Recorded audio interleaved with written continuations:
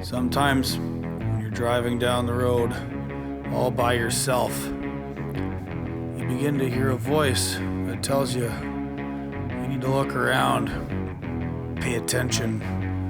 Maybe something isn't quite right. That voice is me. It's the voice of Gord.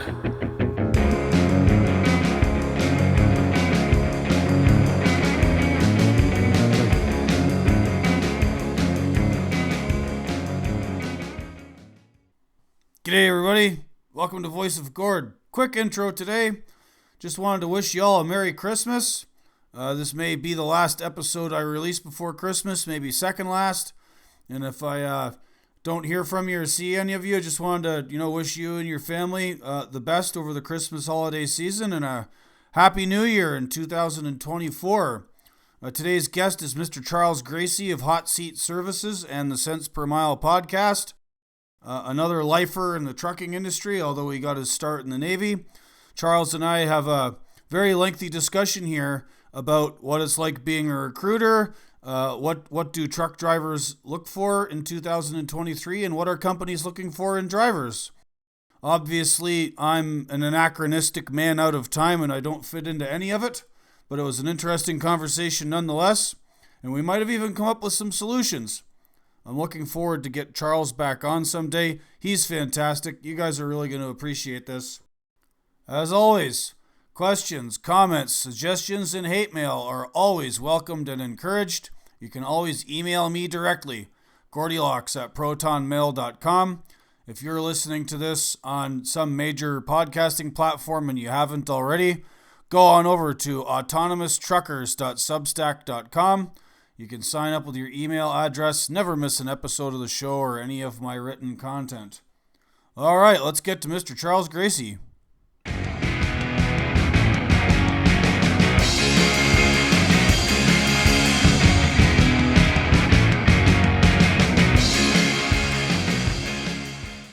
All right, g'day everybody. Welcome to another fantastic episode of the Voice of Gord podcast. I'm Gord, and this is my voice. The other voice you're going to hear today is that of a fine gentleman I got to meet at the Mid-America Trucking Show earlier this year in Louisville, Kentucky, and then I got to meet him again in his hometown of Chattanooga, Tennessee at the Future of Freight Festival hosted by the guys over at FreightWaves. The gentleman you're about to hear is former Navy. I believe he was a trucker. He's been in the business a long time and is now the host of the Cents Per Mile podcast, which you should all go listen to. And also one of the main instigators behind Hot Seat Services, a driver recruiting company. And we are going to discuss all things truckers and trucking as best we can. Please welcome to the show, Mr. Charles Gracey. Hey, bud. Thanks for having me. How you been? I'm great. Yeah, I was still buzzing for a little while after that F3 event. Craig Fuller really knows how to throw a good party. That was tons of fun. Yeah, it was, and it's great networking, and it gave us a chance to catch up again. It's been too long. Yeah. And hat tip to Mr. Fuller for inviting various social media folks and podcasters and weirdos like me to come and hobnob with like tech bros and freight nerds and all of these people in the sort of like C-suite and management side of trucking, where I have almost never set foot my entire life. I've always been trucking and trucking commentary only. So it was fun to meet people from that side of the equation.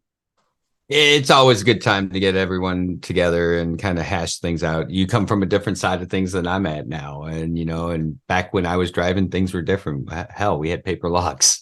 So yeah. Oh, wow. Really showing your age, you dinosaur. Yeah, don't let the baby face fool you. You are a fine looking man, sir, I have to say. Listen, man, you don't have to be that kind. My hairline's on a retreat. I don't have dreams. I have motion pictures. I'm wearing a hat for a reason. All right. Speaking of age, why don't you tell everyone listening to my show here who might not know who you are, biography, tell us some stuff about the Navy, how you got into trucking, and then take us to Cents Per Mile and Hot Seat Services. Oh, yeah, we're going to go through the whole timeline. All right. So, yeah, I'm Charles Gracey. I'm the president of Hot Seat Services and also the founder. But before all of that, I grew up in trucking. My dad was a driver, moved into the office as a terminal manager. I used to go to work with him every weekend. I've worked just about every position there is in trucking except brokerage. Um, I used to dread it when I was a kid. I watched the hours my dad put in as a terminal manager and a driver and never being home. And I said, I'm never going to do this. Yeah, it's a lifestyle. It's not a job. Yeah. And as a kid, I almost had to compete for time with my father because of that. And so we connected through trucking. One of my first jobs was changing oils and doing pre-trip inspections for the shops. Then I moved into tire changing. One of my first jobs outside of my dad's company was cleaning out tanker trucks, working in warehouses. So I've generally worked just about every position, like I said, except brokerage. And I didn't want to do it when I got older. So I went into the Navy, got out of the Navy on an injury. I got a metal rod, some plates in my arm, all that fun jazz. Didn't know what I was going to do with my life. So I was like, I'm not going trucking. So I went and got a degree in hospitality and culinary arts. No kidding. Yeah. Did that. And did you cook when you were in the Navy? Remind me what you did there.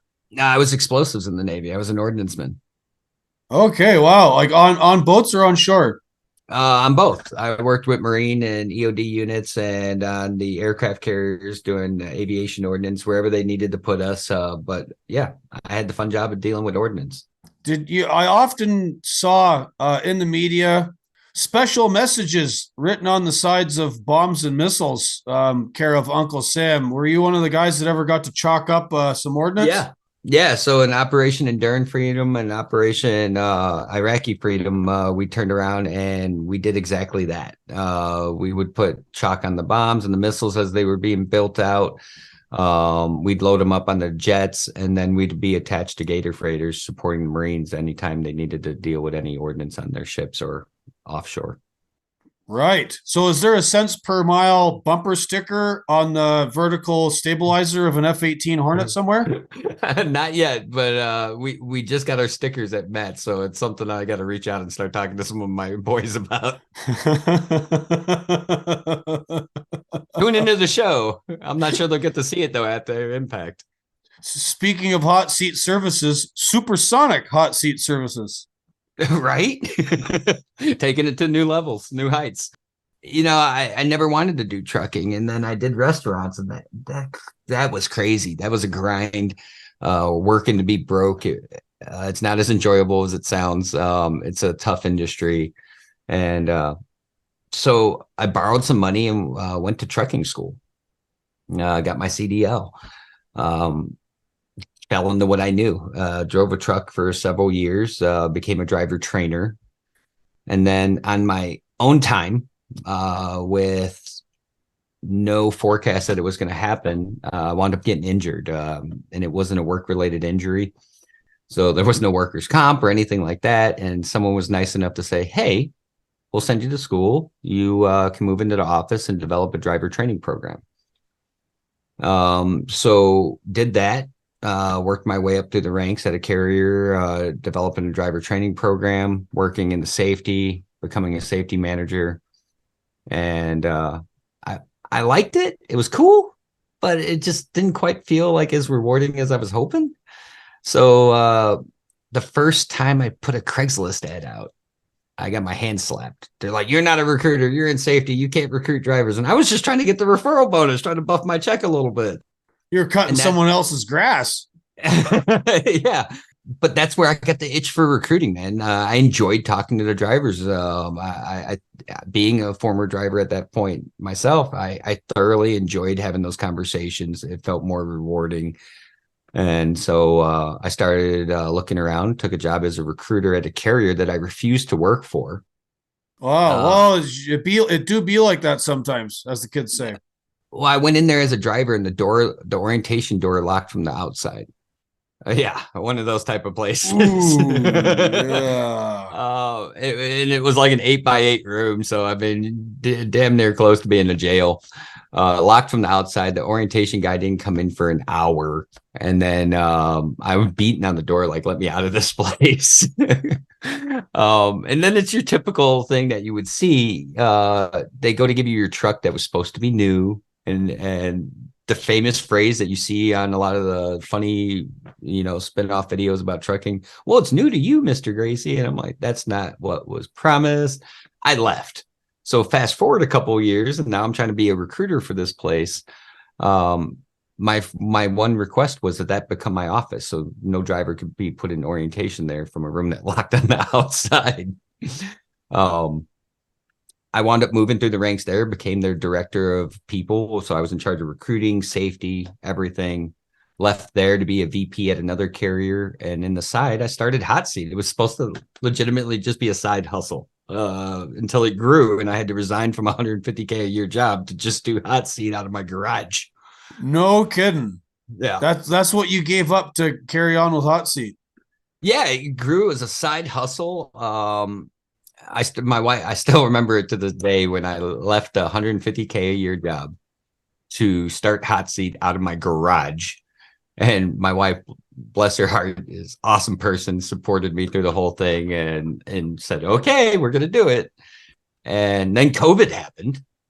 That was a thing. COVID, that happened. And it actually, in a lot of regards, when I think back to it, I saw a lot of people suffer during COVID, but people became a commodity. And because of that, it catapulted Hot Seat because people were a commodity. They couldn't find them. So it almost accelerated our growth to the point where Hot Seat grew during a time where others were struggling. Right. And you use this term commodity. There was a gentleman I used to interact with online. He sort of disappeared. I've lost track of him. And he came up with this incredibly useful term, human resources slurry. Slosh people around, them where you need them, kind of like livestock with not very much consideration for each one of these people as a human being with individual wants or desires. Well, no and yes. So during that time, people became a commodity because a lot of people were getting paid to stay at home. So people started weighing what was important. If I can get paid to stay at home, do I really need to go to work? And if you're not paying me enough to justify leaving my house during COVID era, then why would I leave? Perfectly rational consideration. Yeah, absolutely. So where I was sitting as the owner at that time and president of Hot Seat was built off the principle that recruiting could be done right. It's a lot harder. You have to connect a lot more dots, but it's more rewarding. And for us, we took that as a kind of stage to set the table for everyone we were trying to communicate with and show them that this can be done. It's not easy. We do ask those hard questions like, what do you want? What do you need? And you'd be surprised at how many times those things don't align. Many such cases. Yeah, like I want to be home every day, but I also need to make $2K a week. I mean, in trucking, that's a pretty tall order, especially as a company driver. So a lot of those things took place during that time, and we found ways to build a foundation off that. We built a foundation off listening to the drivers, listening to the carriers, and connecting the dots. It wasn't the meat and the seat approach that a lot of people did because I've been that meat and I've been thrown into a seat and I know what it feels like. And what a lot of people talk about is the pay, the home time, the benefits. What they don't talk about, and you being a former driver know it, the transition.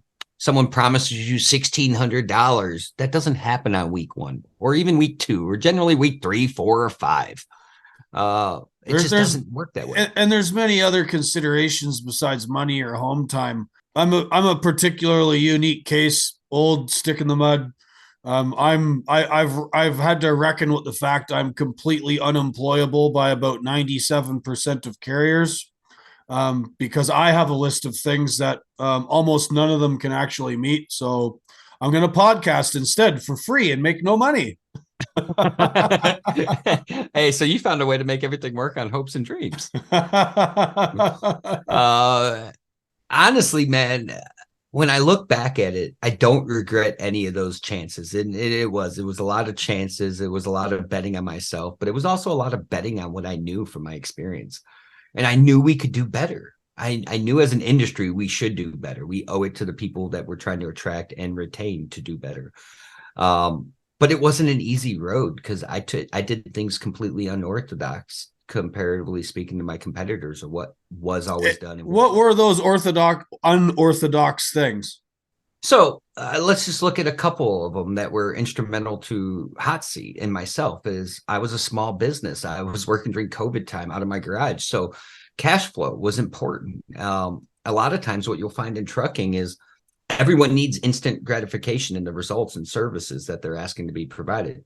But no one wants to pay instantly. Oh, hell no. No, you got 45-day delays. You got 60-day. I've seen 90-day delays in payment. So I said, I'm not participating in this circus. I refuse.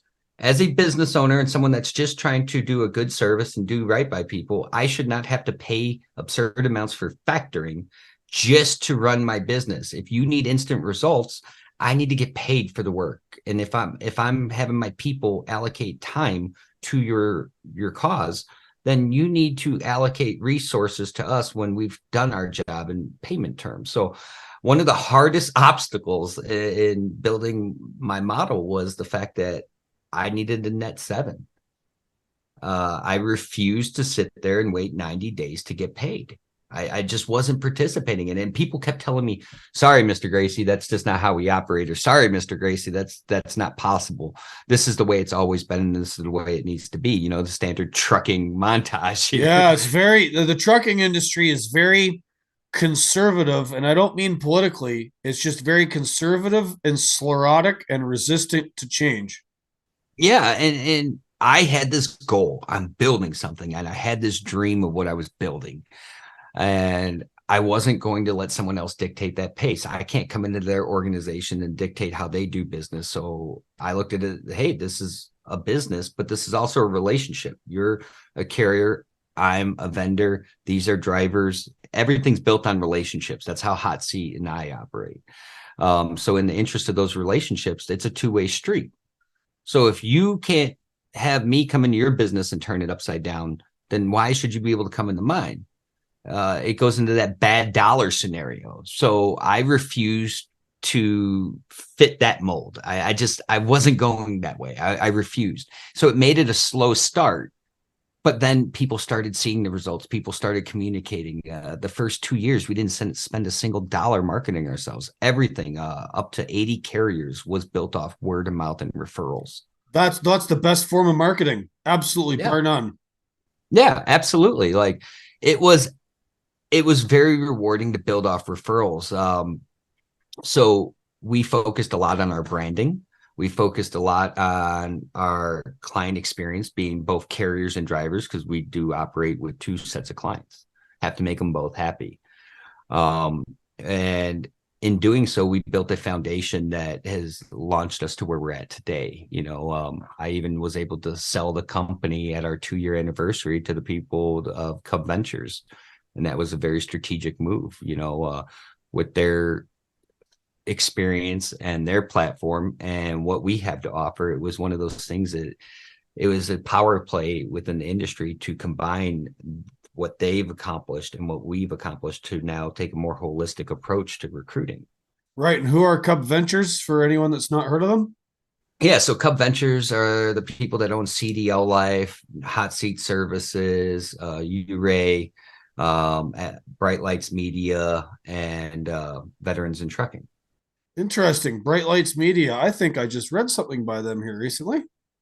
So Bright Lights Media is where Paul came from. And that's how he folded into that mix. So you talk about having this conglomerate that can offer a very holistic solution to the industry's problems. It rests right here. You got CDL Life with the world's largest driver audience. You have Hot Seat Services with a stellar reputation, both with the drivers and carriers, for doing recruiting the right way. You got Bright Lights Media, which is one of the number one places people go for videography work within trucking. And that's where Paul came from, one of the top videographers in trucking. Some of the videos you see out there at carriers were done by him. And then you have Veterans in Trucking, which is a fantastic organization that focuses around attracting military veterans into the trucking industry to help address the retention issues. And then Uray, which is a technology-based company. They built and designed technology to help solve some of the transportation issues. So you got everything in one house. Like, it was a very strategic move to come with these folks. And I had a lot of people making me offers, and some of them were very substantial offers, but I was looking at a more holistic approach. Like, I built the business on how can we achieve what we've set out to achieve, which is to bring awareness to the issues, help drivers find jobs in a way that's transparent and honest. I want to be able to look in the mirror at night and be okay where I'm sitting and not realize I stepped on someone's back to get there. And it's not easy when you're building a business that way. It's not easy. No, there's always someone who's going to be annoyed about something. Things don't always go right. There's always fires that need to be put out and egos that need to be stroked and drama that needs to be dealt with. I totally get that. You mentioned working with veterans. Could you guess, as a percentage of recruits you find drivers and placing them with carriers, what percentage of those guys are ex-military? So I'm going to divert off that because I got a great analogy for this, and it puts everything into a focus. 1%, 1% of citizens have service in their background, have served.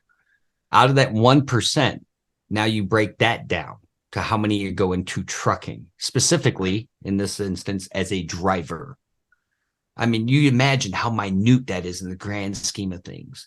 But what contributes to driving people from being a veteran into trucking, whether it's as a driver or into the industry in the back office side, is the camaraderie. Trucking historically has had a camaraderie behind it. Very, very good emphasis on historically. And I'm getting to that. Historically, there's a camaraderie behind it. I remember riding in the truck with my dad. If there was a driver broke down on the side of the road, he would stop. And then he might drive another mile and find another one. He would stop. There's times he would get out and help. Nowadays, you got to beg and borrow just for them to move over and not run you over. The culture has shifted, and I'm sure we're going to get into that a little bit later. But in this particular example of veterans, a lot of them come seeking that camaraderie. A lot of them like the industry because of that. And also, it allows you your solitude. You know, a lot of us, when we get out of service, are transitioning our lives from being told what to do every step of the way and being very structured to being very unstructured. And trucking offers a structure of consistency, which removes some of that added stress when you're transitioning from one to the other. I found it extremely rewarding. I felt more fulfilled when I moved into trucking than I've ever felt since I got out of the service. And I want others to think about it that way. Like, trucking can be sexy again. It's going to be a lot of work. We're going to have to roll up our sleeves and do a lot to get it back to its former glory. But there's so much, even here, when it's not the shiny object in the corner anymore, there's so much here that is rewarding for those that are willing to roll up their sleeves and do the work. As the kids say online, return. There's glory can be returned to. It's just the question is, how do we get there? What are our obstacles? What are the objectives we hope to accomplish along the way? What's the sort of primary objective of that? Which is, I guess, expectations. Yeah, and yeah. Oh man, expectations. I can imagine hanging out with a bunch of truck drivers in one spot and asking what their expectations are. We joke about it all the time. And so I take a different approach in branding in that I like to joke to bring light to serious issues. You always see the jokes and the memes out there about 2K a week, home daily, fresh out of CDL school, brand new truck. Those conversations actually take place. Like, take it from a recruiter. Those things actually happen on a daily basis. But what also doesn't get talked about enough is the people that are out there trying to set the tone right. Like, I'd rather tell a driver, like, this is absurd. Hey, best of luck to you. If you find it, can you please send them my way? Because I'm looking for it for people like you. Um, but you'd be surprised how many, when you educate them, they'll come back and they'll have a whole new respect for you because you didn't tell them what they wanted to hear. You told them what they needed to hear. Yeah, and your background and experience in that would carry some weight in you relaying that message to them. It's funny. I'm old, whatever. I've been in the business for 26 years. When I learned how to drive, I learned on a truck that was a year older than I was. So I was, 16, 17 years old learning how to drive on a truck that was built 1 year before I was born. And I'm then, just envisioning this as one of those like Flintstone trucks, pedal powered. well, close. It was a 1978 Ford with a 6V92 Screaming Detroit in it that, Nice. yeah, supercharger right up against the firewall in the cab. Very, very loud, 13 speed. Pretty much miled out and reduced to working in an extremely local capacity, shunting trailers in and out of a steel warehouse. So, and then when I moved into working local when I finished high school, all older equipment and tarping loads, throwing chains, getting dirty, working in the snow, shoveling off trailers when it snowed out because I'm from Canada. It was not it was definitely not sexy. It was definitely not in a brand new truck. It was definitely not 2K a week. Dude. So when I drove, I did fuel hauling. I Yeah, I did loved that it. for 10 years.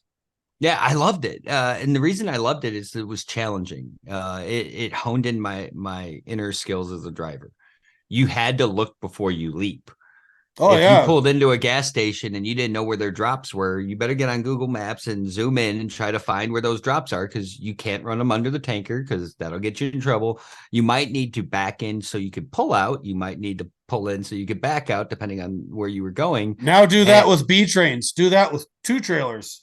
oh yeah. So I did it. I did it in Chicago, and I'll tell you what was challenging is, and I know there's a reason for it, and ignorance is bliss. But as a driver, sending me to the hood at 2 a.m, but sending me to downtown Belmont and Clark in rush hour just seemed like those two things could be flipped Yeah, yeah, and be a little bit easier. yeah. But Belmont and Clark BP, I used to have to back across a 5-way downtown Chicago rush hour intersection to this little rigadink BP gas station just to unload because you weren't backing out of that thing. It was better to back in across five roads that intersected than it was to sit there trying to back out into that. That's trial by fire right there. Downtown deliveries. You know what though? It honed my skills. I never had an accident in a truck. I never had a ticket in a truck to a fault because then when I was a driver and I'd be filling out an app, people made me show pay stubs because they didn't believe that you could drive and not have inspections or tickets. And it was insane. It blew my mind. Like, I'm too clean. Are you kidding me? I'm not at no tickets, but I haven't got a moving violation in a big truck since 2005. I've never been in a collision. Yeah. 26 years, four countries. It's possible. It is. And it just speaks to volumes to where the industry's gone. I mean, there's such a lack of trust both on the industry side and the driver's side, and that has to be worked on. But as a driver with a clean record, I was insulted when somebody's like, "Hey, Mr. Gracey, can you provide us your pay stubs from this period? Because you have no inspections, you have no tickets, you have no accidents." And I'm like, "Yeah, I was a local driver. I'm not going to get stopped. I was hauling fuel. I mean, if anyone that's done that, they'll tell you if you're hauling locally, hauling fuel, you're not getting stopped. And if you do, it's going to be outside of where you got loaded up because they're going to be checking your weights. And as long as you're good, they're not even logging it. They're just waiting for those guys that topped off too high." I hauled fuel for 10 years. I did gas stations around Toronto for about a year and a half. Did 4 years of hauling fuel on the ice and another 4 years hauling fuel in the bush in northern Alberta, doing like remote camp deliveries and oil field places. And nobody ever hassled me at all. And the nice thing about hauling fuel is you're self-contained, right? Like you mentioned, guys coming from the military seeking solitude. You pull up to the rack, you load yourself, you get to the customer, you unload yourself. It's pretty much self-service the whole time. If you don't want to deal with people and you want to be left alone, hauling fuel is one of your best bets. And you almost never have delays other than lineups at the rack. That's it. Yeah, or when you got that one guy decided not to follow safety protocol and he's like lighting a cigarette while at the racks. Yeah, he's sitting there like, what are you doing, man? I worked with explosives for a living in the Navy, and I wouldn't be doing this. Like, but you see, like, let's dive into that a minute. Like, think about that. Like, you'd see those things once in a great while back then. Now think of some of the stuff we see today every day. Man, Right. It takes all kinds.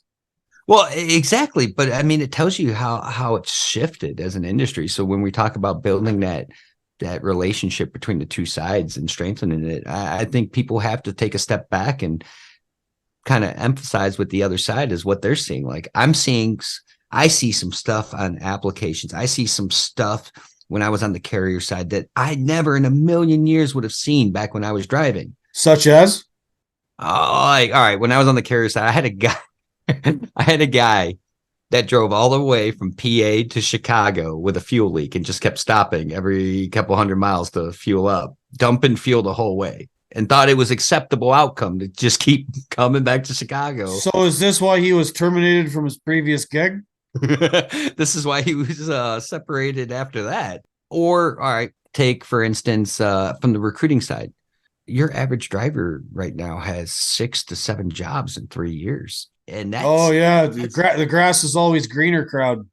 Well, and it's not just them. I mean, the industry is played into this. So you have look at any other industry. No one, to an extent, no one's going to be faulted for taking something that's going to further them. Generally, what we see in today's world is you have to make a move to move up. Because so many poor structures within companies as far as advancement within. So in order to actually advance, you usually have to move. Well, with trucking, they're faulted for that now. Because trucking is one of those rare industries where there are good companies that have raised structures in place, but they cap out at some point. And God forbid you're one of those drivers that have hit that cap and then all of a sudden. No, I've already hit it. I get it. I've topped out and then gone back down to the bottom. Like I totally understand the economics of it, and it's just one of the things you have to roll with. Drivers have to make that lateral move to get a couple pennies here and there. And it's not necessarily the carriers that have a problem with that as much as the insurance companies, I've come to find out. The insurance companies, in my opinion, if anyone's ever going to add any more regulation in the trucking, it needs to be regulating those insurance companies. They are a pain point for carriers. They dictate their hiring standards. They're constantly raising the bar and then asking them to pay more because they're the ones paying out the nuclear verdicts that have put us in this situation that we're right. So in. I had an insurance guy on this show a few episodes ago, a gentleman from Texas by the name of Darren Yancey. He has been in the trucking insurance business for over 30 years, knows it inside and out, adjuster, salesman, whole thing. He's done everything in trucking insurance. He's owned his own trucking companies. He's been on all sides of it, much like you have. And I asked him point blank, I said, I have 26 years of verifiable experience in 4 different countries. I've never been involved in a collision. I have a perfectly clean driving record for the last 18 years.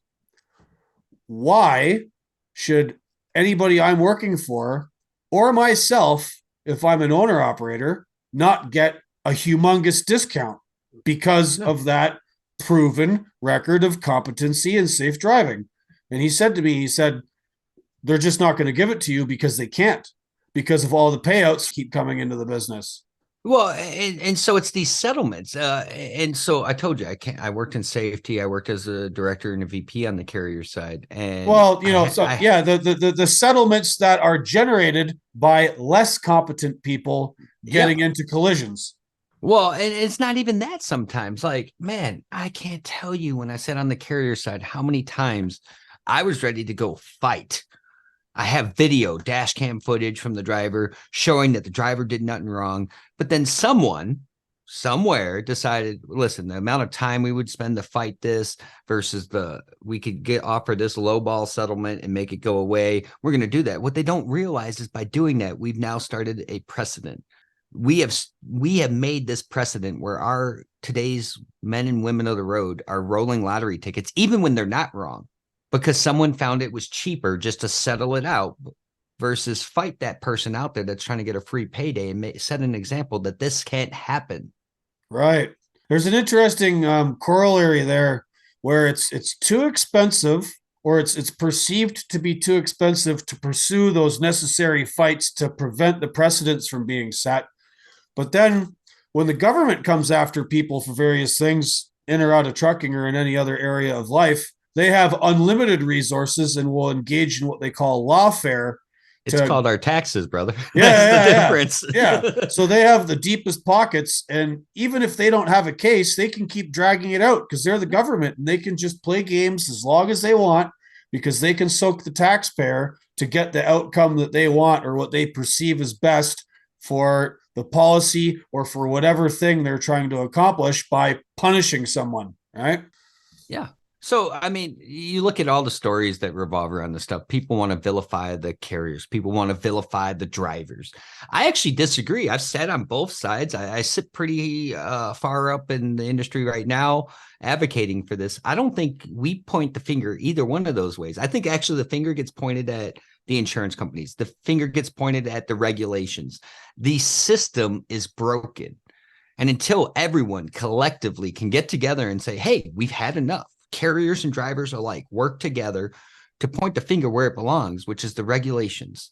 Point it at all your politicians, point it at all these people that have stuck their hands so far down trucking's throat trying to grab a cash out of it that they've turned it into this monstrosity that we're now trying to make the best case scenario out of. But how do you do that? Trucking's not sexy anymore. So you got drivers that you're trying to attract, and let's not even dive down the rabbit hole of attracting millennials into this because it's absolutely absurd because they want a pathway. And right now, the only pathway is you're going to live in a truck. You're going to, hop jobs 6 to 7 in 3 years. Stability is not there. You might not have bathroom access. Like there's so many things that we have to fix in order to make trucking sexy enough to attract millennials and Gen Z. And so speaking of millennials and Gen Z, another question I have for you: age demographics. Yeah. Right? Your recruiting services, your time in the field doing this, like what's the age demographics of the people you work with in trying to place them in jobs? Honestly, I work with drivers of all age levels, from people that just got their CDL to people that have been doing it for years, man. What's unique about where we sit is the perception of a recruiter. And once people get a taste of working with a third party, generally they leave very happy. Now, there's good companies, there's bad companies, there's good recruiters, there's bad recruiters, just like doctors and lawyers. But with third party, and I'm not even going to speak on just behalf of hot seat services. I'm going to speak as third party as a service. When you apply at a carrier, they have one sandbox to play within. So they can only communicate to you what's in that sandbox. Either take it or leave it. When you're dealing with a third party, we work with multiple carriers.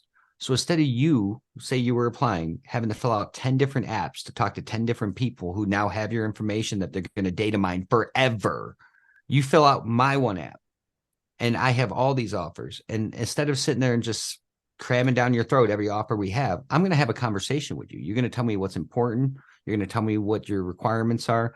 You're going to be honest. One of my most famous phrases when I'm talking to drivers: treat me like your divorce lawyer. Tell me where all the bodies are so I can help not waste your time sending you somewhere because you look like a shiny apple in the corner and you turn out to be a lemon.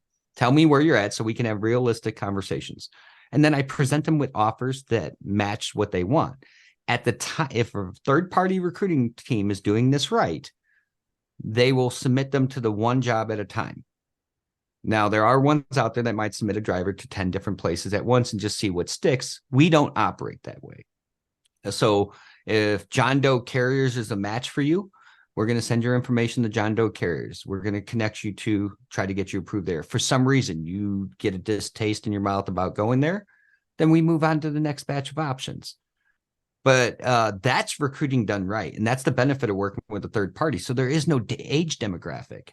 Now, the struggle comes from the age with trucking has progressed through technology. So sometimes we have to adjust our approach.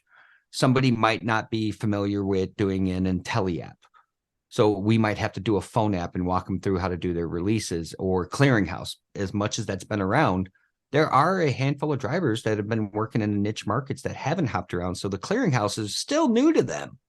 And walking someone through the clearinghouse is like trying to blindfold walk someone through a minefield. I've never, no, I've heard about the clearinghouse. I sort of kind of know what it is, but I've never been in it. Couldn't tell Yeah, you. it's not the most friendly until you've built some muscle memory behind it. But basically, in essence, what it is every time you apply at a job and you're being considered for that job, the carrier has to send a query to the clearinghouse. You have to log in and accept that query, giving them permission to find out if you violated clearinghouse standards, which would put you on substance abuse programs. So what that would do is it becomes very transparent, because back in the day, if I didn't report you failed a drug test, you can go carrier A, B, and C. And if I didn't care enough to communicate that, I could be putting the general motor and public at risk, especially if you're a repeat offender. Now, by design, the clearinghouse is supposed to give you a pathway to work back to gain full employment once you've corrected course. But again, insurance companies aren't on the same agenda as carriers. So even though a carrier might have a pathway back, the insurance companies give them so many hoops to jump through that that driver is unemployable most points. Really? So is Yeah. a bad score from the clearinghouse worse than like multiple moving violations? Is there like a balance there? I will tell you, depending on the severity of the moving violations, I can place a driver within a carrier, might pay a higher insurance based on that driver's moving record. But a clearinghouse violation, I'm stuck sending you to places that might only take student. You could have 10 years experience, and I might only be able to send you to a place that only takes students. And that might be a stretch. There's some carriers that have programs in place, because for clearinghouse to manifest into a driver being rehireable, the driver has to do a return to duty test. Well, that has to be done by a carrier. The driver can't actually go out to a service, get a return to duty test. No, that has to be activated by a carrier. And most carriers don't want to do that until the driver's already got one of those. So then you're stuck in this weird Catch scenario. 22. Yeah. Well, not even a catch 22. It's more like watching a dog chase its tail. It's like, where's this actually going? So it's painful process, and I feel bad, like, for those drivers that might have made a one-time mistake. Yeah, I feel bad for those repeat offenders. Not so bad on that one, because at that point I encourage you to find a different career. But for the drivers out there that are listening, what I encourage you to do is not put yourself in this position at all, because it is detrimental to your career. Yeah, go lift weights instead. And Yeah. endorphins are free. I just worked out in the basement before we started this chat. I feel great. Yeah, man, I've been working out all day. I that phone. All right. So you say you hire all ages. So you talk with a lot of drivers, you talk with a lot of carriers.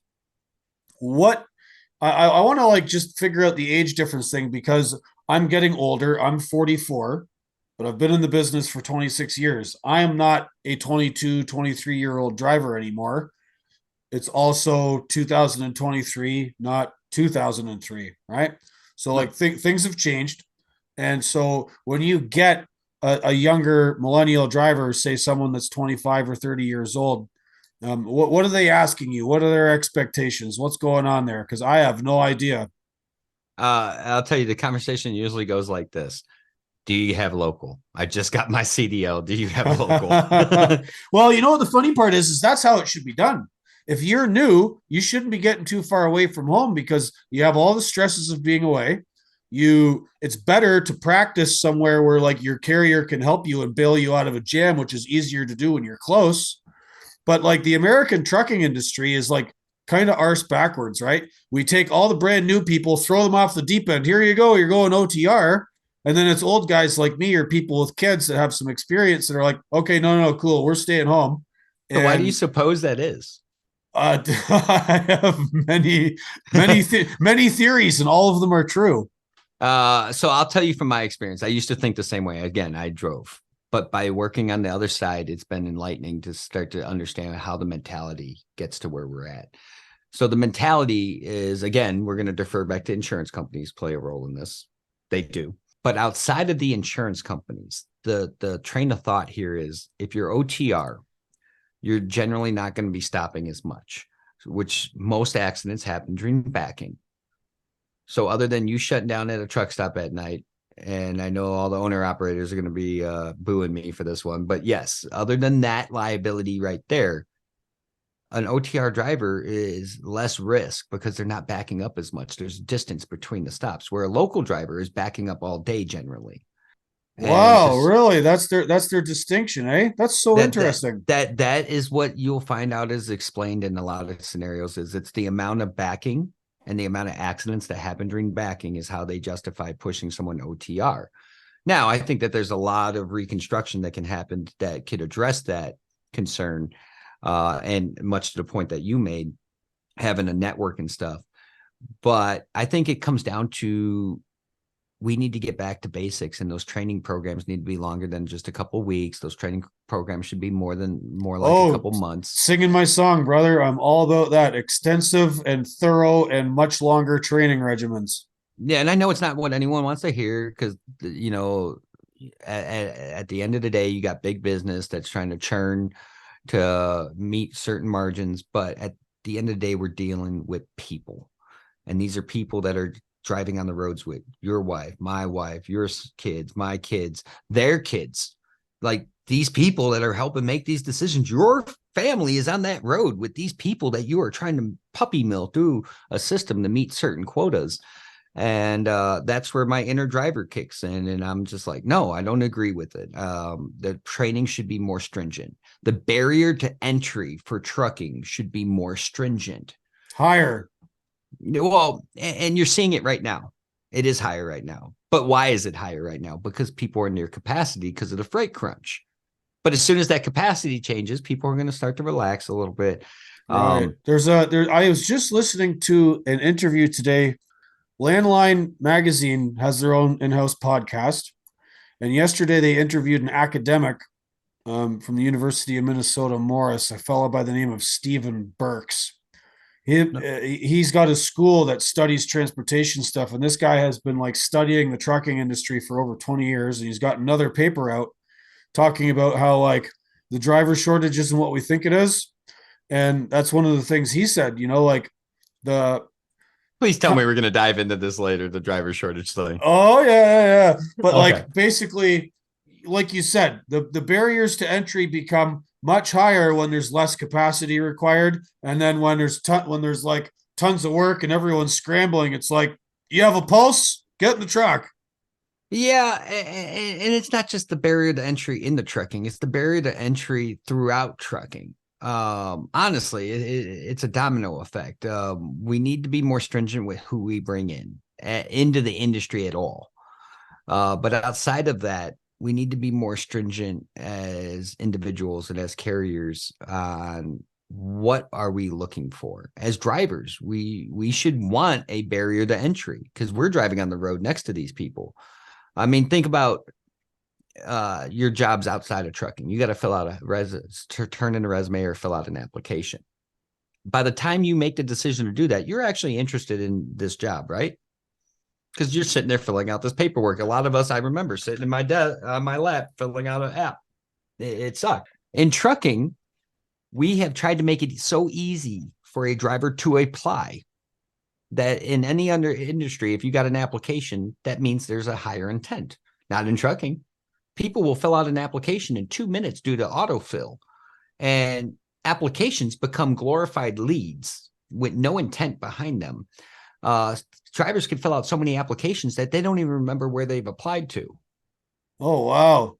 Let me tell you a little anecdote, something that happened to me. As you know, I'm from Canada originally. Hey.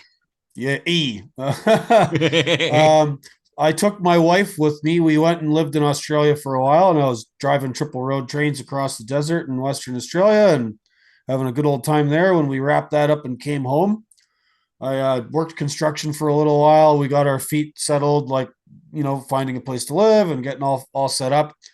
And then I wanted to save some more money before we started having children. So I wanted to go back on the road for a little while. And I applied to this company up in Syracuse, and I went through their online application system. sent them all my stuff, found the email of their human resources guy, sent them all the photos. Hey, I've done this. I've hauled fuel. They were a fuel and chemical hauling company, tanker work. This is all the stuff I've done. You know, sent them a copy of my abstract, perfect driving record, the whole works. Didn't hear back from them. A couple months goes by, still haven't heard back from them. I gave them a call. I just picked up the phone. I said, hey, I sent you guys all my stuff. Your website keeps saying you need drivers. Did I get lost in the shuffle somewhere? And the guy says, well, let me dig through it and I'll get back to you. Calls me back a few minutes later and he says, yeah, we've got your application here and everything looks okay, but we see there's a gap. And I said, what do you mean? He says, well, there's a gap in your employment. You're gone overseas traveling. I says, no, I was not traveling. I was working in a different country. So I was still working. Right. Yeah. And they made this like big deal about not having any like verifiable CDL experience recent in the United States. And I'm thinking to myself, I was driving fucking road trains, dude. Like, anyway, we had this like weird exchange, and this guy is like their HR guy and kind of their quasi recruiter. And, I said to him, I'm like, is there a problem here? Like, I've been driving a truck for 20 odd years. It's kind of like riding a bike. And he says, oh, I don't think we're interested, sir. And he hung the phone up on me. And I'm like, what? What just happened? What just happened here? So I like thought about it. I thought about it for a couple minutes, and then I called the guy back and I said, listen, I'm really sorry. I don't know what happened to that conversation here, but somehow it went sideways. And like, I was not trying to give you attitude. I was asking a legitimate question. Yeah. I have all this experience. I went and got a New York State CDL. I converted everything. I got hazmats. I got the tanker endorsement. I have all of my, all the contacts for all the people I've worked for before. Like, well, what did I do wrong here? And he says, well, hold on. Let me talk to the boss and I'll get back to you in a minute. So he goes to the head of the company. 2 minutes later, the president of this company calls me and says, when can you be here? Right? Because this HR guy was so hung up on this perceived gap in my American employment because he didn't pay attention to the fact I had just moved to the United States, just got a green card, but had been driving truck my entire life in a whole bunch of other countries, right? It didn't click in his head because he's an HR guy that had never driven a truck. There's so many things that with what you said that kind of got my inner spidey sense as a recruiter going off. And one of them is I've always taken the approach, even if I can't bring someone on. When I worked at a carrier, less likely the case here, unless for some reason you're just an absolute dumpster fire and you didn't disclose it. There's a conversation to follow that. I believe in education through recruiting, educating you what you're up against, educating the applicant what they can expect, setting proper expectations. It takes a little bit longer, but even if I can't help you, by me setting you down and saying, hey, listen, this is what you're up against. This is what you need to combat in the next interview or the next conversation. Be forthcoming with this. You might not have known it was on your record because a lot of drivers don't realize that warnings and inspections carry the same weight as a violation. Warnings in today's world carry the same weight as a ticket. Interesting. Don't get me started down that one. I wouldn't know. I haven't got one in 18 years. So actually officers now, depending on where you're at, will by most chances give a driver a warning. Why? Because warnings can't be fought. They cannot be fought. There is no process in place to fight or dispute a warning. But a ticket can go to court with a lawyer, can get lessened, points can get reduced, or can get thrown out. So instead of drivers having the opportunity, which I think it's absurd, this whole process right here is absurd. But a driver has no rights to dispute a warning. So they'll give them their warnings knowing that it sticks. They might not get money for a warning. It might not put funds in the county's pocket. But they've now hit that driver in a way that the driver can't dispute it. The driver can't lessen the charge. And carriers are forced, whether sometimes by choice or policies, and most often by insurance, that those are weighted the same. And I think it's wrong. I've seen so many good drivers get doomed by bad processes within the industry. And then I've seen drivers that should not be in the industry. And it's unfortunate to see someone that is good, that has a lot to offer, and you can't do nothing with them because of some BS process that some politician or insurance company has put into place, and they've never sat behind the wheel. They probably never even sat in traffic next to a truck. Yeah, many such cases. I had an interesting experience. God bless all of my former suspended Twitter accounts. No, not you. um, I was um, I was talking online about the ELD mandate when it came in, and God bless him. Representative Congressman Thomas Massey of Kentucky reached out to me and said, "Hey, I'm on this Transportation and Infrastructure Committee, and we're debating this motion to, investigate the consequences of this ELD mandate because we don't feel that it was considered enough before it became law." And No, tell me it's not so. yeah, exactly. So like this guy was paying attention and he said, "We would like your input as a driver. I think what you say on Twitter is valuable and you seem like you know what you're talking about. Write me a letter and I'll take it to the T&I committee." That actually happened on Twitter in 2018. So I mean, it's not all lost.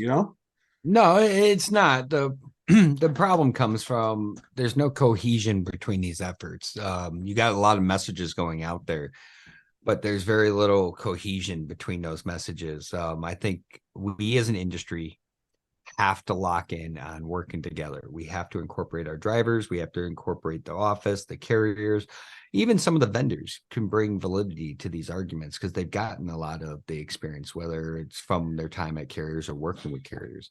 And I think that all needs to be pushed into Congress, and they need to know that it's a unified front over here. Because at the end of the day, trucking moves America.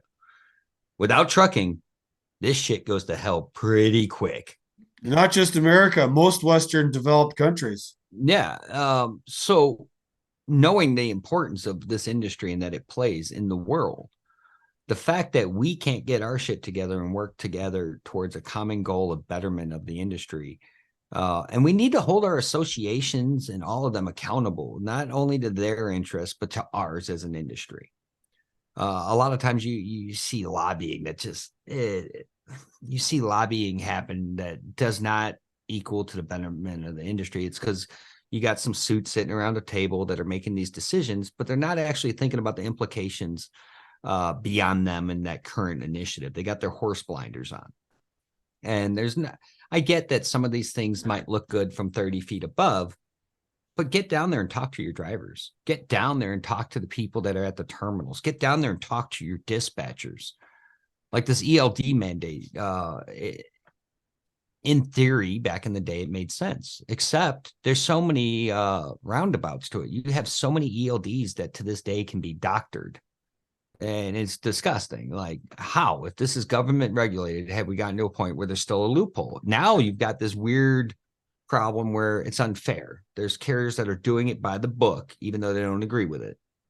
And then there's carriers that are doing it by their book and can doctor the books, and they have an added advantage revenue wise because they can do so.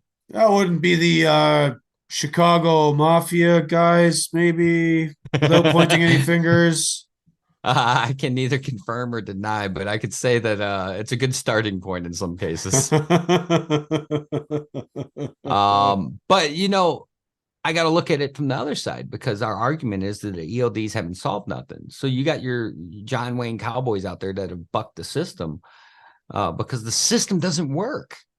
It simply doesn't work. Accidents have not gone down since ELDs have been implemented.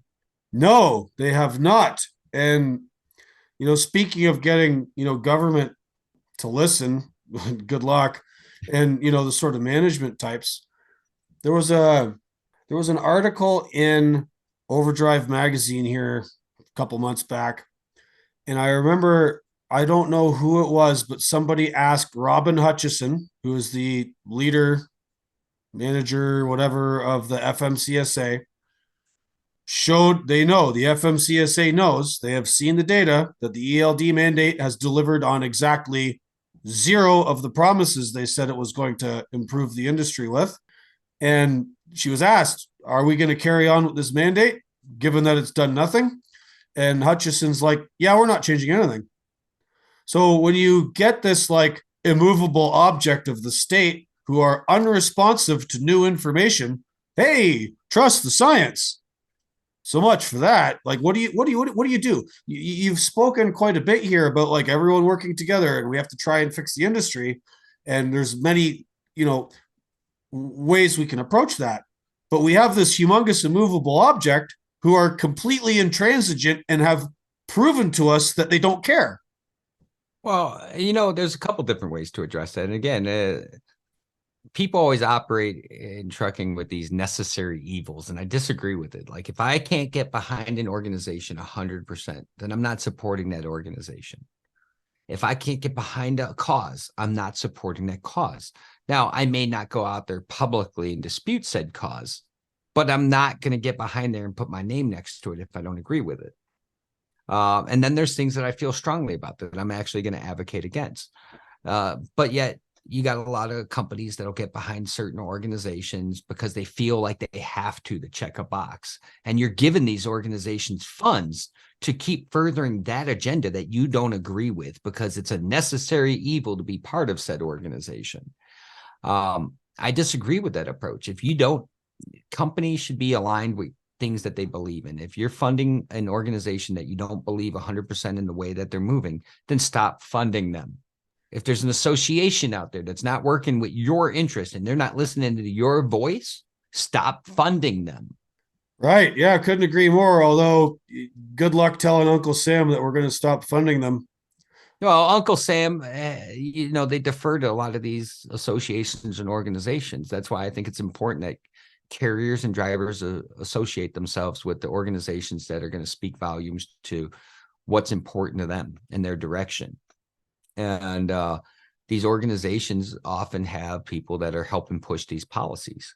So it's just like politicians and everyone else. You get enough people to vote someone out, they're gone. It might not be an immediate gratification process, but nonetheless, it's a process. And these associations and their representatives and representation on your behalf, if they stop getting funds, they're going to start putting people in place. They're going to further agendas that are going to drive those memberships. Otherwise, they drive themselves into the ground, and that's an okay outcome too.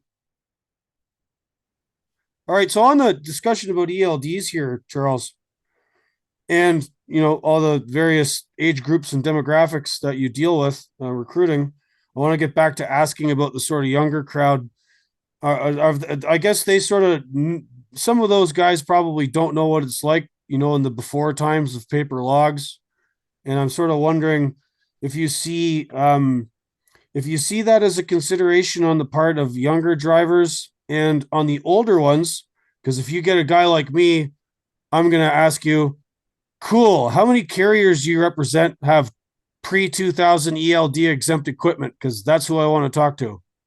Yeah, and I can honestly tell you from the older drivers, very rarely does that conversation happen. When at first the ELD mandate went into effect, that conversation was very present. Nowadays, everyone's understood that this is the way it is. That conversation is, I can't even remember the last time I've had one other than when it was first implemented. It has become a standard operating procedure. So often now what you'll hear from the older drivers is they're looking for stability. Actually, pretty much all the time. They're not even looking for the highest pay. They're looking for consistency. They're looking for consistency in the lane. They're looking for consistency in the pay. They're just looking for some stability. And if I'm a carrier and I want to target the older, more experienced drivers, my advice to you would be to focus on stability of your organization, of your offer, of their running area. That's what they're looking for. Now, when you get to the younger drivers, that's a whole different ballgame. Again, those questions like that don't come up because they don't know any different. But the questions you'll get from them is most often, one, pay, two, home time. And if it's OTR, they're generally like, no, I need to be home daily. And that when you ask them why, it's because somebody in a truck school somewhere, or somebody representing a truck school somewhere, or somebody trying to sell a student program paid for by a carrier, had sold them on, oh, this can happen. No, it's not. It's not happening. It can't happen. Yeah, there's a few reality checks that have to be made there too, and I wonder what role the CDL schools. I mean, and there's a whole vast panoply of them, from community colleges to the most dirtbaggy, fly by night. There's good ones though. Sure. There's honestly, there's good ones. I went to one up in Illinois, Star Truck Driving School. I was shocked at what I see in the industry today versus what I went through when I was in truck school. Truck school for me felt like I was in boot camp again. We had this old school driver, Marine on top of it, ran it like a boot camp. He would chase people out of the class, people that paid out of the class. I watched a lady break down in the parking lot crying because he said, "This isn't for you." Wow, but we need more of that. When I left that truck school, I knew every part on the truck. I knew how to recite the not cracked, damaged, bent, broken, the whole shebang on everything. I was able to identify everything. They over prepared me. It's actually, now that I think about it, and I'm disappointed that I'm just now coming to this, is that truck school is why, in part, that I'm where I'm at, because they over prepared me for the job. I excelled at the job. And then it allowed me to move up in the pathways outside of the truck. But then you get these kids that are coming out of truck school, they can't read a map. They were told that they're never going to have to do this, this, and this, and this, so we're not going to teach this. And that's insanity. Yeah. I mean, I can think back to even when, even though I went to a very in-depth truck school, I still had to go through the same channels that drivers go through and find a student-based carrier and work within a student-based carrier. In my luck, it was a smaller carrier that was at that time able to do such a thing. But I remember my trainer telling me, we will never, ever in trucking need the blind side. So he refused to teach me to blindside. Now, here's the crazy part. I see the look on your face. Here's the crazy part. My first load solo. Not only did I blindside, I had the blindside between gas stacks into an enclosed dock. And I called him and I'm like, I had all kinds of fun stuff to say. It took me 45 minutes to get into that. Because was there anybody else there to like give you a hand or wave you back or anything? No, man. It was this hodunk area, gas stacks, enclosed docks, really tight. Like when I tell you how every scenario that they say was never going to happen happened on my first solo load. Enclosed dock, sun blaring in my eyes, couldn't see inside the dock, no lights to line up the dock, super tight to the point where I had to climb out my window because the walls were so close that I couldn't open my door to go check in. And then you're doing this blindside in between gas stacks that were running outside of the dock. I mean, it was every scenario that they promised me was never going to happen. You want to hear something neat? I've heard so many of these stories like this, Charles, about backing, and then you're telling me about the insurance companies base their actuarial and their rates around how often a driver will be thought to be backing up in a day. And I'm going to tell you a little bit about trucking in other countries. Australia does not have vans as we understand them, right? They do have reefers that you back into docks, but probably 90% of freight hauled in Australia is hauled in curtain siders, and everything goes in and out of the side. And because Australia, especially on the East Coast, uses B trains, or B doubles as they call them, it's actually mandated by law that you're not allowed to back up a B double into a public road. All facilities must have in and out. You drive in, you drive out to access public roads. So most distribution centers and warehouses in Australia, it's like a big old shed, and you like drive in, pull your curtains, everything comes off the side or goes on the side. You have these things called gates that sort of hold it all in, and then you put your curtain side back on and you drive out. And the whole backing thing is just they don't have the same issues we do. Yeah, no, you're not wrong, man. And so flatbed is a lot like that, where backing isn't a thing. And in most situations, other than at a truck stop.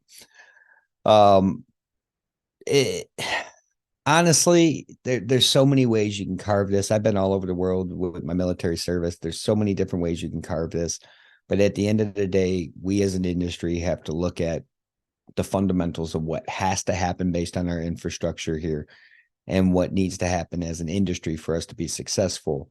And we have to evaluate where we want this to go. And right now, I think you got people working their own agendas, which I get it. It's a business. You got to have an agenda.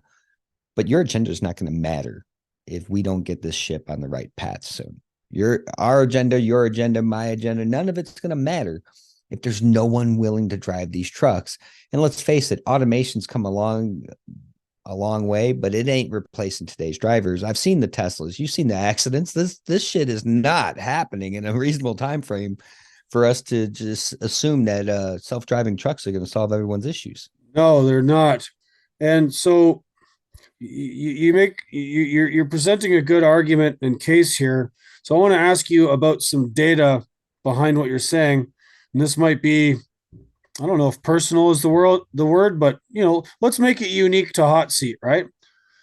Does Hot Seat Services or anybody else in the business that you could possibly comment on, is there tracking? So like if you work with a carrier and you place drivers with them, do you keep a record of how long the driver you placed with them stayed with that company so you can sort of have your own in-house retention numbers as a recruiting service?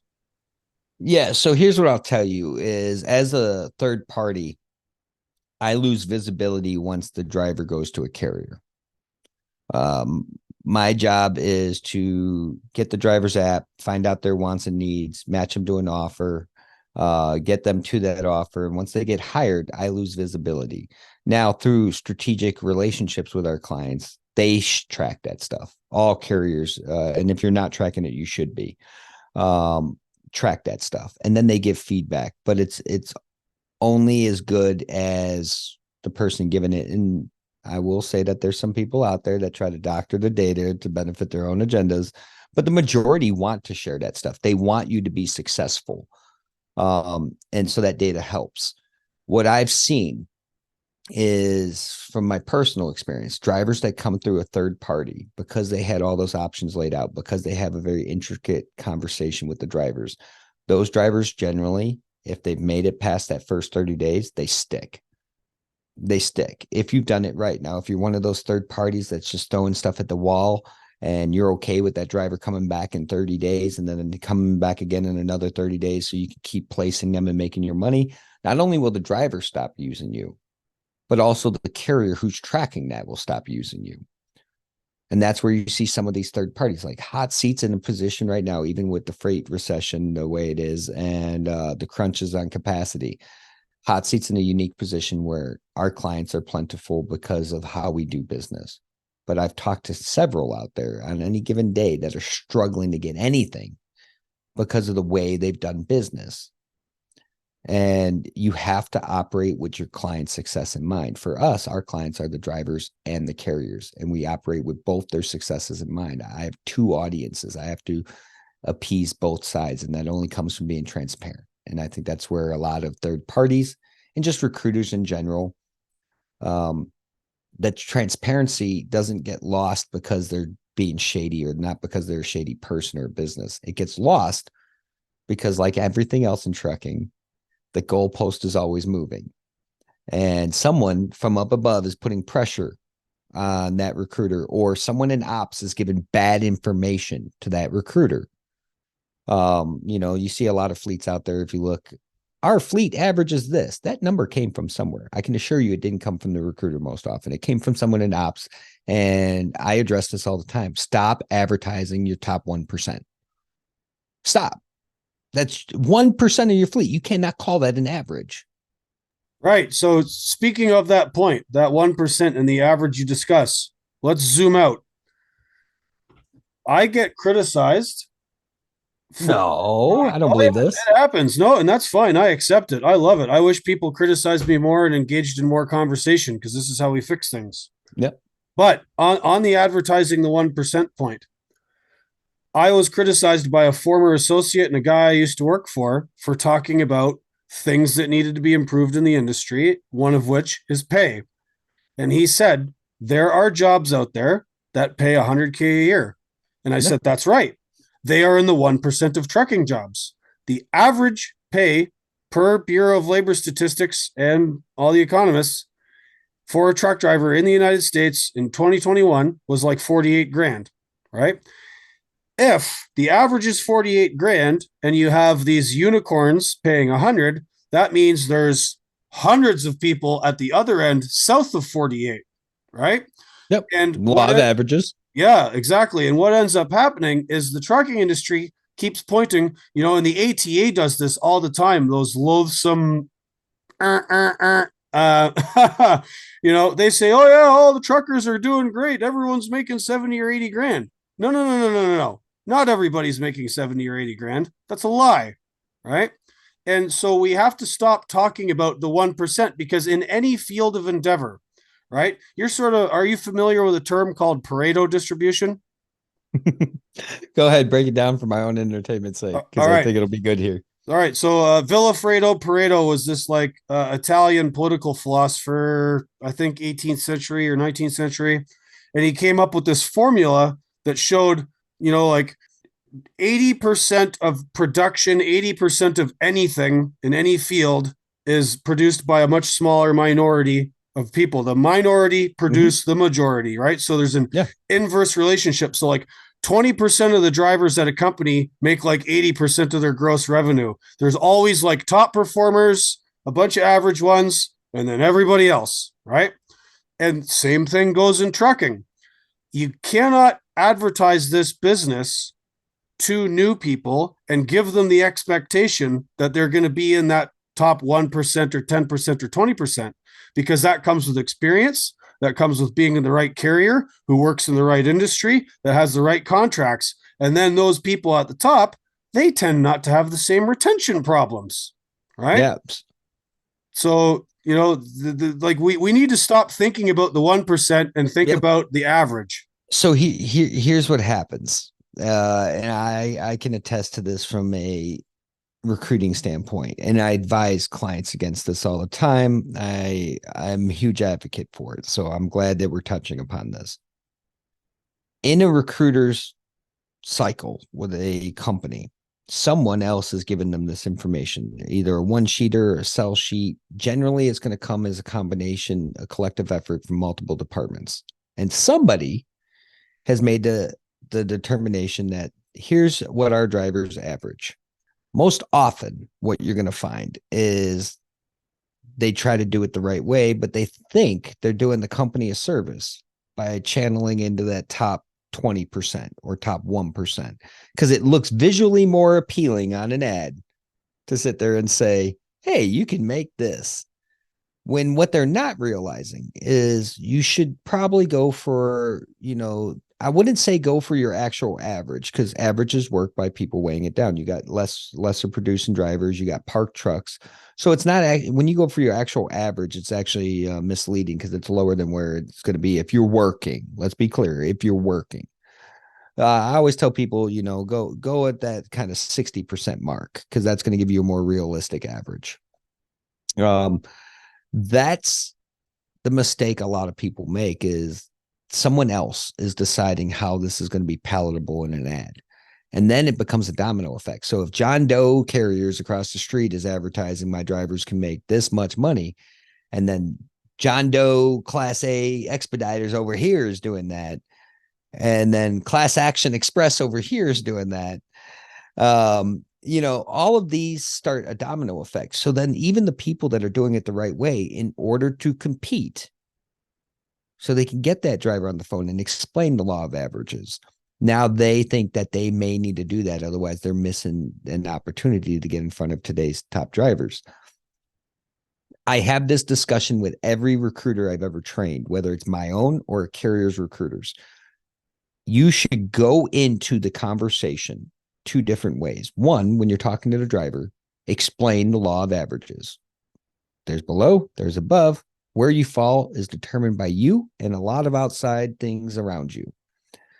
Second, when someone gives you that one sheeter, go to drivers you've hired and ask them where they're falling. If they're falling short of that on a consistent basis, then it's time to knuckle up and find out who made that one sheeter, and let's get some good data and find out where that came from. Where did that number came from? Most often, everyone takes it like it's gospel. I made my name for myself at a carrier by calling that nonsense out. Where did this number come from? It's not accurate. And guess what? I still had a waiting list of drivers coming in by advertising it the right way, by having those tough conversations, by allocating time and resources to putting out good material versus bad.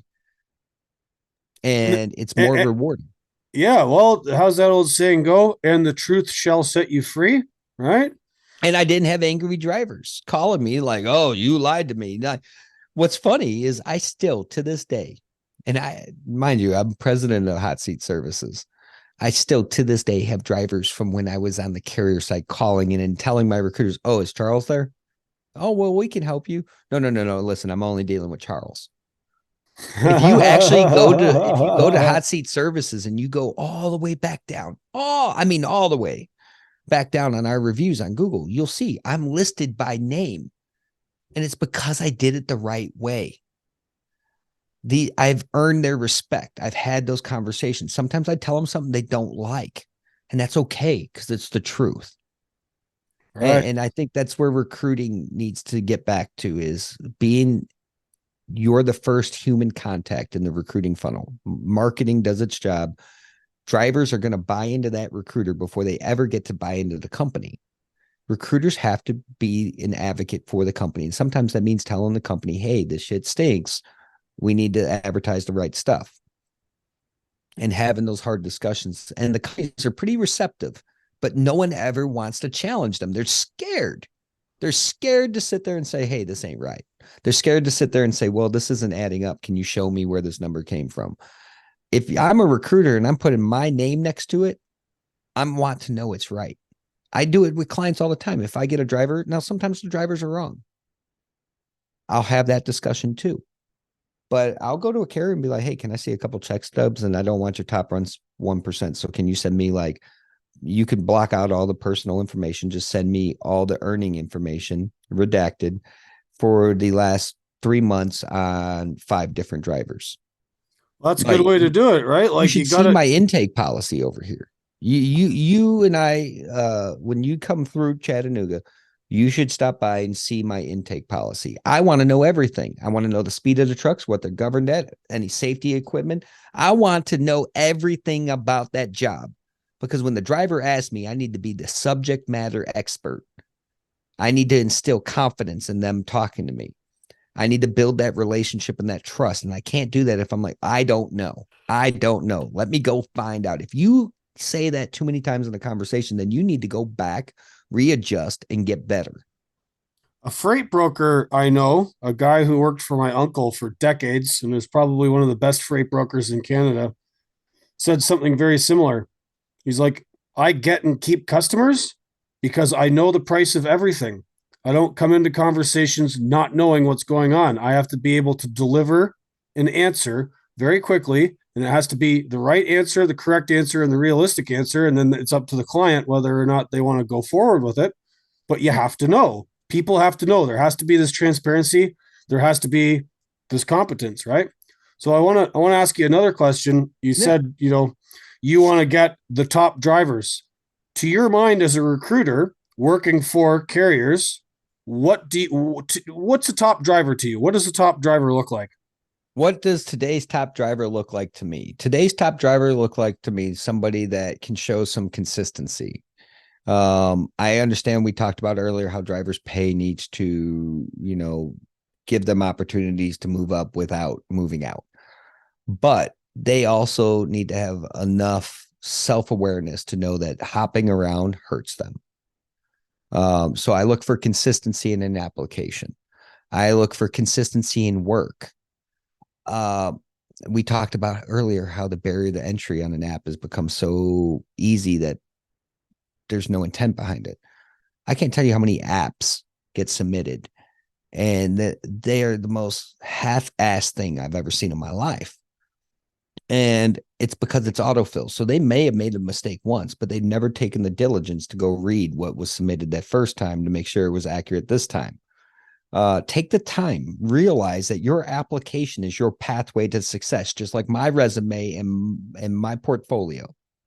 I take pride in that. I'm always updating it before each submission. That application is a driver's portfolio. That is essentially my glimpse into your life. Take pride in making sure it's done right. That is a direct representation of yourself. Make sure it's accurate and truthful. And yes, does that mean sometimes if you have a blemish on there, it might cost you an opportunity? Guess what? We all have blemishes. My portfolio will have a blemish. You don't think I sit there and tell someone if there's a landmine somewhere? No, I tell them, and I tell them why it happened. Own up and be accountable. Don't hide stuff. Listen, we live in the day of technology. Today's top driver looks like somebody that's going to tell me what is out there before I go blow my leg off. If you're a SAP driver, be upfront about it. If you have a criminal background, be upfront about it. If you're in one of those states where you have to disclose it. If you have a ticket or accident, guess what? It's going to show up in the report. So just come front, put it on your app in the little section that asks about it.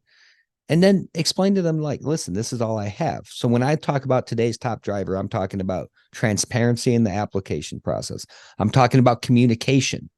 When I talk about what is today's top driver, if you can't communicate through the application process, then how in the hell are you going to communicate during the dispatch process? All right, I'm going to sound like a real old fart here and give you a criticism. You're telling me that this is what carriers are looking for in top drivers? I haven't heard you say anything about years of experience, variety of equipment, where they've been, how old they are, how many years of service. I haven't heard a damn thing about any of that yet. Nope, you haven't, because I'm bringing up the things that are the biggest pain points in today's world. In today's trucking, hey, most of the equipment out there is pretty similar nowadays. Like everyone's pretty much, for the most part, running, unless you get to a small fleet owner, you pretty much, for the most part, everyone's running trucks that are anywhere from 7 years old or newer. Everyone's pretty much trying to race to cut each other off at the knees. So everything's pretty much balanced. When we talk pay, when we talk home time, when we talk this, there's subtle differences, but it's a very consistent thing. But how many times has a driver filled out an app without ever answering the phone? How many times have they said, hey, I'm coming to orientation. Here's my plane ticket that the carrier spent money on, and then they don't show up? How many times has a driver sat there and had an offer and then turned around and got another offer, and instead of doing what you or I would do in an opportunity where I accepted an opportunity, and now I changed my mind, I got a better opportunity, so I call the first opportunity and tell them I've got a better offer. They don't do that. They've burned bridges across before we even get to that other stuff. So the fact that, yeah, I'm not talking about diversity in equipment. I'm not talking about your skill sets. I'm talking about you as a person first and foremost, because when we're looking at today's top drivers and the biggest pain points for the industry, it's the amount of waste that is self-inflicted, when all we have to do is be adults and say, hey, I got a better offer, or, hey, I need to communicate, or, hey, I want to sell myself. I can't tell you how many times I get on the phone with a driver and they no longer sell themselves. They want us to do the song and dance, but at no point have they taken the approach of, hey, I want gainful employment, so I'm going to treat this process with the respect it deserves. And that is the biggest pain point, is we as an industry have created this monster where we have to have these conversations before we can even get to those conversations. Wow, that's incredible. I've clearly been living in my own little world of niche operations, because I had no idea how bad it sort of was. That sounds like hell to me. Well, it is. I mean, so everyone wants to focus on A, B, and C, but not how we got there. When we talk driver recruiting in today's world, specifically, like, let's leave out this little weird window of holiday to holiday. In general, carriers are battling no-shows every week. Drivers who have committed to come into your organization, money has been spent to get lodging, to get travel, and you don't show up. No phone call, no text message, no email, none of that. Like, imagine the cost there. Then let's imagine how much money is spent to market to drivers. Driver fills out a lead or an app saying, I'm interested, but never answers the phone.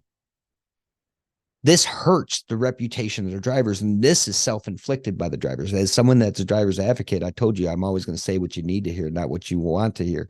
For drivers that are listening, the best thing you can do to be your own advocate is treat this with the respect it deserves. It's a two-way street. You want respect, you got to give it. If you're not going to come to orientation, send an email, send a call. If you don't want to talk to the recruiter because you think they're going to try to sell you, send a text, send an email, and do it before the day that you're supposed to be in orientation and money was spent. If you got a better offer, give them an opportunity if you want, or just say, hey, I decline. I'm not coming. This doesn't happen. Gord, when I tell you this doesn't happen, it is the most present pain point in a recruiting department and carrier right now. And, that stuff, I mean, obviously there's a whole bunch of factors affecting the way people roll and the sort of quality and competence level and respect that people bring to the table. But some of this also sounds to me like if there wasn't such a churn and retention problem, we wouldn't be constantly having to hire people all the time and going through this whole process. And that's the big focus right now. I can't tell you how many carriers. I work as a consultant in the industry. I'm not just a recruiter. I go in there and I help people make things better. I try to accomplish this by making a better driver experience, by making a better carrier experience, by cost efficiencies, finding the inefficiencies. But in doing so, I see a lot of what their initiatives are. And many carriers are hyper focused on retention right now. Retention is a huge push within the industry, and you're not going to hear it from your associations. Your associations are selling this whole driver shortage nonsense. But when you get down at the macro level, talking to the carriers, talking to the recruiting departments, talking to with the people that are actually the movers and shakers, not the people that look like it because they can put up social media posts and go lobby. The actual movers and shakers, retention is at the forefront of everybody's agenda right now. Recruiting with proper intent is on the forefront of everybody's mind right now. Having purposeful decisions behind your organization is on the forefront of everyone's mind right now. The only thing the drivers really need to do is pay attention to those. Pay attention to the ones that are actually moving the needle at their organizational level. Pay attention to your smaller organizations that are trying to move that needle. Pay attention to the local ones. Pay attention to your traffic clubs. Pay attention to the smaller carriers. Those ones have been impacted the most by those inefficiencies as an industry. So they are huge on retention. They're also huge on recruiting for that cream of the crop. We talked about how people can relax and strengthen standards along the way. There's a huge initiative right now because many people are at capacity and cost is important. Cost control is even more important. Well, what's the best way to cost control? Well, you don't have to spend as much in marketing if you recruit with intent and you focus on retaining your individuals. You could focus on growth and then therefore spend more money in marketing because you're growing, not because you're churning. You can do a lot of great things if you work with intent as an organization. And it might not be easy. You won't get your immediate gratification, but it sure is hell going to be more rewarding and more sustainable long-term. And they're coming to terms with that. I'm glad to hear that that's actually happening. It's not surprising to me that these are the smaller carriers because the larger ones, what we refer to in the industry as the mega carriers, basically for over a decade now, maybe 2 decades, have more or less internalized the cost of churn and found it actually because they get money from the government to run their CDL schools in certain ways. The drivers get it, Pell Grants. There's all kinds of government money to help the trucking business. And the carriers represented by those associations, whom you are a rightful critic of, their business model has factored churn in, and retention is not on their minds because it doesn't have to be. That's just a cost of their doing business, and they've figured it out, which And is a even shame. some of them, well, it is a shame, but you're even seeing movement there. And so this is that narrative that nobody actually captures. And maybe I'm blessed because I work on a back end level that I get to see it and share it, because it is one of those things that I've seen the needle move on. Even your mega carriers are focused on retention. They might not be able to move the needle as much as your medium to small carriers because it's such a big machine and it's like turning the Titanic. But it's not for a lack of trying. This is the huge movement within our industry right now. Retention matters, not just retention within your organization, but retention of these people within the industry. It's a common theme that you're hearing come up at conferences and in discussions is how do we make trucking sexy again? How do we not only keep the people with the experience, but attract new ones in? Now, this year's been hard. There's been a lot of slimmer margins, a lot of pain points. But I think when we all look back at this years from now, we're actually going to be grateful that there was a thinning of the herd. And I'm actually thinking that there could be a little bit more of a thinning of the herd. That driver shortage narrative is garbage. Anyone selling it knows it's garbage. Because I deal with drivers all the day long that are not employable by today's standards because someone has deemed them not employable, and it's not by yesterday's standards, and nothing has gotten better. The answer is throw more money at it. And I think the answer to throw more money at it is throw more money at your retention, throw more money at the people that are going to help you move the needle in the right way. Generally, they might cost a little bit more because they're doing it the right way and it's not easy. Like recruiting with us, yeah, I can assure you, I am not going to be your volume recruiter. I'm not going to be the guy throwing pulses at the wall and hoping they stick. There's guys out there like that. I can even send you their information. I'm not that guy. My company doesn't operate that way. What we want to do is we want to give you people that are going to stick within your organization, help you grow as an organization. We want to be a complement to what you're trying to do, not complicate it. Work with marketing companies that recruit or not recruit, but market on your behalf correctly in the places that make sense for you and your culture. Make sure to, when I'm onboarding a client for driver marketing, I'm asking them questions about their culture. What do you guys support as an organization? That's a good question to ask, and I want to share an anecdote here with you before I have to go. My family are on my case here.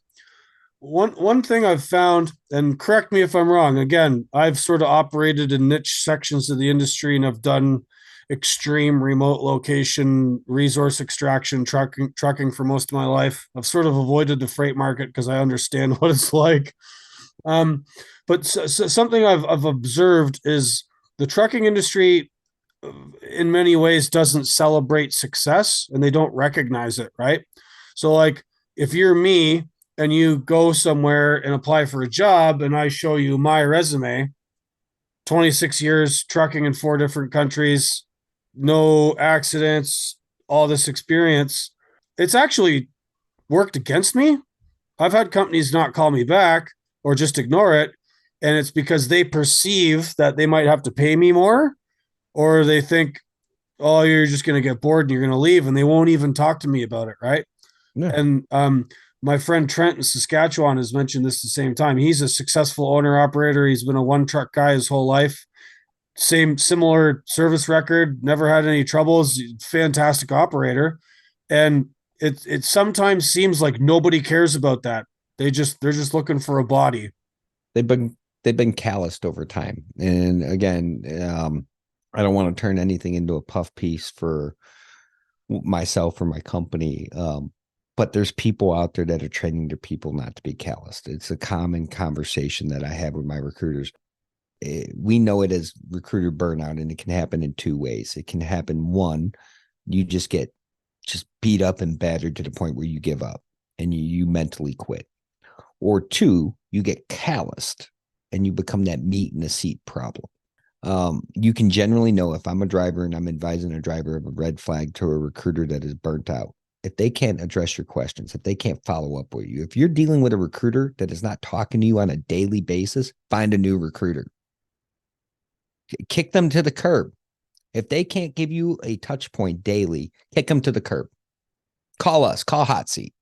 There's tons of great ones out there. Call a carrier where the recruiters are responsive. That's how you know that they're engaged and they're working with your interest in mind.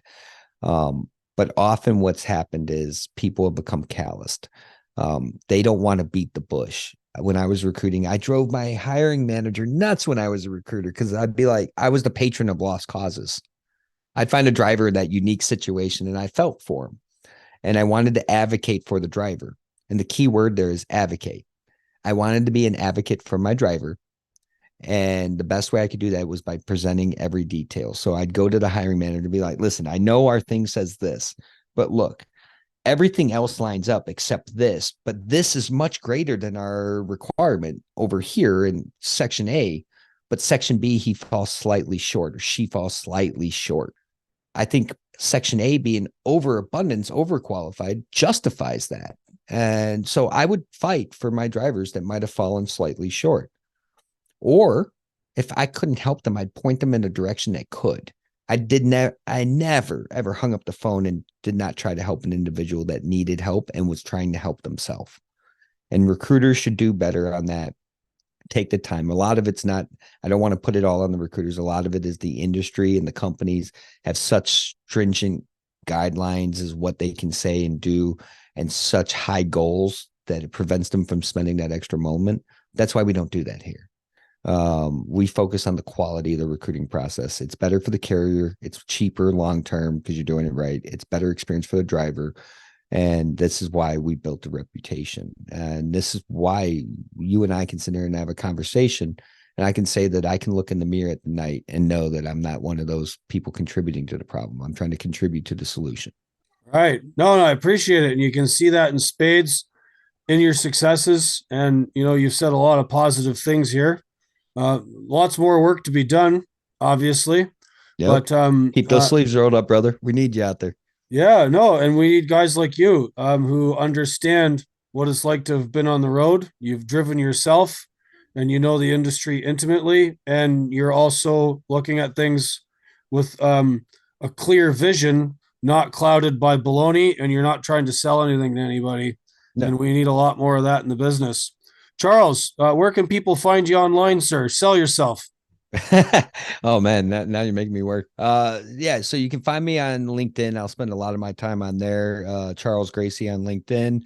Hot Seat Services, you can contact us at www.hotseatservices.com. Or if you find me, Twitter, Tatted Recruiter with an underscore in between words. That's kind of those realms that I operate. You do have some beautiful sleeves, sir. Oh, I appreciate that. Outside of that, I encourage everyone to check out Cents Per Mile, spelt like common sense. You can find us on YouTube and FreightWaves. That's where we tackle a lot of these issues, as you know, Gord, and we try to bring awareness to what's going on out there. So, right, yeah, no, and I highly recommend the Cents Per Mile podcast. You and Paul are great. Like I said, I met you guys at Matt's this year, and yourself in Chattanooga at F3, and I'm looking forward to seeing y'all again at the Mid-America Truck Show 2024. Should be a good get together.